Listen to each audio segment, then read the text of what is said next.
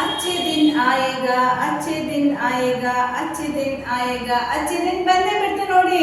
ನಮ್ಮ ಪ್ರಧಾನ ಮಂತ್ರಿಗಳು ಎಷ್ಟು ಒಳ್ಳೊಳ್ಳೆ ಯೋಜನೆಗಳು ತಂದಿದ್ದಾರೆ ಗೊತ್ತಾ? ನಾನು ಒಂದೊಂದಾಗಿ ನಿಮ್ಗೆ ಹೇಳ್ಕೊಂಡು ಹೋಗ್ತೀನಿ. साल भर तक घर में कोई भी फंक्शन हो, कोई भी कार्यक्रम हो, हम सोने के गहने नहीं खरीदेंगे, सोना नहीं खरीदेंगे. ಚಿನ್ನ ವ್ಯಾಪಾರ ಮಾಡ್ತಿರೋರು ಏನ್ ಮಾಡ್ಬೇಕು? ಅದ್ರಲ್ಲೂ ಸಣ್ಣ ಪುಟ್ಟ ಚಿನ್ನದವ್ರು ಏನ್ ಮಾಡ್ತಾರೆ? ಅದನ್ನೇ ನಂಬ್ಕೊಂಡು ಹೊಟ್ಟೆಪಾಡು ಏನಾಗ್ಬೇಕು? ಅವ್ರ ಹೆಂಡತಿ ಮಕ್ಕಳನ್ನ ಹಾಕ್ತಾರೆ, ಅವ್ರ ಹೆಂಗ್ ಓದಿಸ್ತಾರೆ? ಇವ್ರಿಗೆ ಅದೆಲ್ಲ ಆಲೋಚನೆ ಇಲ್ಲ. ಒಂದು ವರ್ಷ ಏನು ತಗೋಬಾರ್ದಂತೆ. ಇವ್ರಿಗೆ ನಮ್ಮ ದೇಶ ನಡ್ಸಕ್ಕೆ ಬರ್ಲಿಲ್ಲ ಅಂದ್ಮೇಲೆ ಇದು ಕೂತ್ರ ನೀವೇ ಹೇಳಿ. ವರ್ಷದ ತನಕ ಯಾವುದೇ ಚಿನ್ನ ಖರೀದಿ ಮಾಡಬಾರ್ದಂತೆ. ಯಾರು? ಸಾಮಾನ್ಯ ಜನರು. ಇವ್ರ ಸ್ನೇಹಿತರು ಮಾತ್ರ ಅದಾನಿ ಅಂಬಾನಿ ಇವ್ರ ಹೆಂಡತಿ ಅವ್ರ ಮಕ್ಕಳು ಎಲ್ಲರೂ ಬ್ಲೌಸ್ ಮೇಲೆ ಚಿನ್ನ ಏನೋ ಡೈಮಂಡ್ ಏನೋ ಅರೆ ಯಾರಿಗಿದು? ನಮಗೆ ಸಾಮಾನ್ಯ ಜನರಿಗೆ ಯಾರು ಹಾಕೋಬೇಡ್ರು ನಾವು. ಇಲ್ಲ, ಇವ್ರು ನಂಬ್ಕೊಂಡು ಕೊರೋನಾ ಟೈಮಲ್ಲಿ 1 ವರ್ಷ 2 ವರ್ಷದ ತನಕ ಎಷ್ಟು ಜನ ಹೆಣ್ಮಕ್ಳಿಗೆ ಗಂಡು ಹುಡುಗರು ಮದುವೆ ಆಗಿ ನೋಡ್ಕೊಂಡಿದ್ರು. ಅದೇ ಗತಿ ಈಗ್ಲೂ 1 ವರ್ಷ 2 ವರ್ಷ ಚಿನ್ನ ಉಪಯೋಗಿಸಲೇಬಾರ್ದಂತೆ. ಮದುವೆ ಮುಂಚೆಗಳು ಮನೇಲಿ ಮಾಡ್ಲೇಬಾರ್ದು.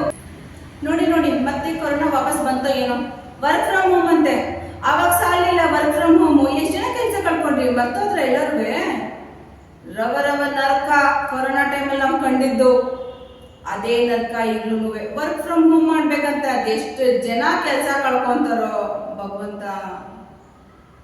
5 ಕಡೆ ಚುನಾವಣೆ ನಡೆಯುವಾಗ ಏನು ಗ್ಯಾಸ್ ಏರಿಕೆ ಆದ್ರೂ ಇಲ್ಲ ಇಲ್ಲ, ಏನು ಗ್ಯಾಸ್ ಏರಿಕೆ ಆಗೇ ಇಲ್ಲ, ಏನು ಇಲ್ಲ. ನಮ್ಮಲ್ಲಿ ಚೆನ್ನಾಗಿ ಬರ್ತಾ ಇದ್ರೆ ಏನಪ್ಪ ಡಿಪೆಂಡ್ ಮಾಡ್ಕೊಂಡಿದ್ದು? ಚುನಾವಣೆ ಮುಗಿತಿದ್ದಂಗೆನೆ ಪೆಟ್ರೋಲು ಡೀಸೆಲ್ ಯೂಸೇ ಮಾಡಬಾರ್ದಂತೆ.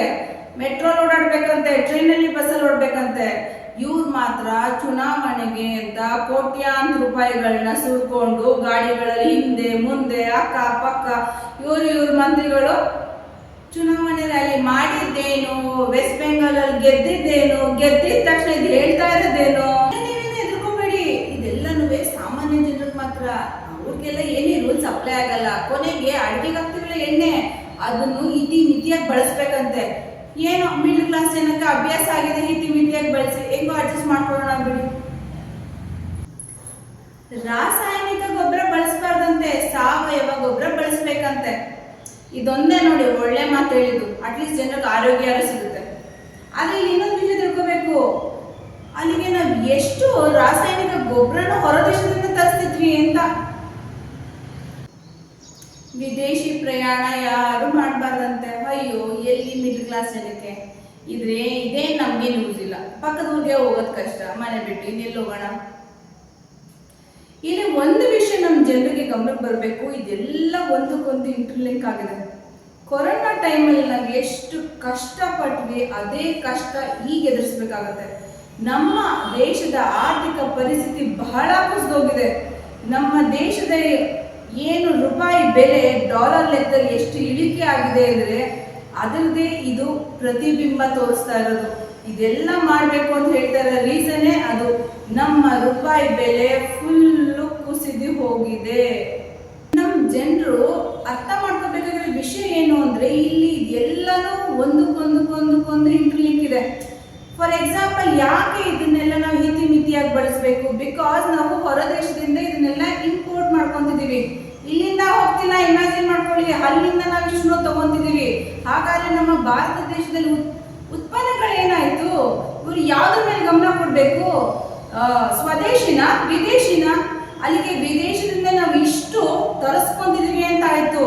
ಇದರಿಂದನೇ ನಮ್ಮ ರೂಪಾಯಿ ಬೆಲೆ ಇಳಿತಾ ಇರೋದು. ನಮ್ಮ ಜನ ಅರ್ಥ ಮಾಡ್ಕೋಬೇಕು. ಹೊರ ದೇಶದಿಂದ ಬರ್ತಿರೋ ಸಾಮಾನು ನಾವು ಯಾವತ್ತೂ ಉಪಯೋಗಿಸಬಾರ್ದು, ಅದನ್ನ ಖರೀದಿ ಮಾಡಬಾರ್ದು, ಅದನ್ನ ಬಳಕೆ ಮಾಡಬಾರ್ದು, ಅಲ್ಲಿಂದ ಇಂಪೋರ್ಟ್ ಮಾಡ್ಕೋಬಾರ್ದು. ಇದರಿಂದ ನಾವು ಕಲಿಬೇಕಾಗಿರೋದು ನಮ್ಮ ದೇಶದಲ್ಲಿ ಉತ್ಪಾದನೆ ಹೆಚ್ಚು ಮಾಡಬೇಕು, ಇಲ್ಲಿರೋ ವಸ್ತುಗಳನ್ನ ಬಳಕೆ ಮಾಡಬೇಕು. ಆ ಟ್ರೇಡ್ ಡೀಲ್ ನೆನಪಿದೆಯಾ? ಆ ಟ್ರಂಪ್ ಜೊತೆ ಮಾಡಿರೋದು ಎಷ್ಟು ಮೋಸ ಅಂದ್ರೆ ಅದು ನಮ್ಮ ರೈತರಿಗೆ ಎಷ್ಟು ದೊಡ್ಡ ಹೊಡೆತ. ಇದೆಲ್ಲ ತುಂಬಾ ಹೆಂಗಿದೆ ಭಾರತ ದೇಶ ಅಂದ್ರೆ ತುಂಬಾ ಸಂಕಷ್ಟದ ಪರಿಸ್ಥಿತಿಲಿದೆ. ಇದು ಅರ್ಥ ಆಗೋಷ್ಟರಲ್ಲಿ ಒಂದಿನ ಕೊರೋನಾ ಟೈಮಲ್ಲಿ ನಾವು ನೋಡಿದ್ವಲ್ಲ, ಅಷ್ಟು ಕಷ್ಟಕಾಲ ಅದು ಈಗ ಅದೇ ಕಾಲದಲ್ಲಿ ಇರೋದು. ನಾವು ಬಹಳ ಬೇಜಾರಾಗತ್ತೆ ನನಗೆ ಇದನ್ನೆಲ್ಲ ನೋಡಕ್ಕೆ ಹೇಳಕ್ಕೆ. ಆದರೆ ಪ್ರಸ್ತುತ ಸನ್ನಿವೇಶ ಹಿಂಗೇ ಇದೆ.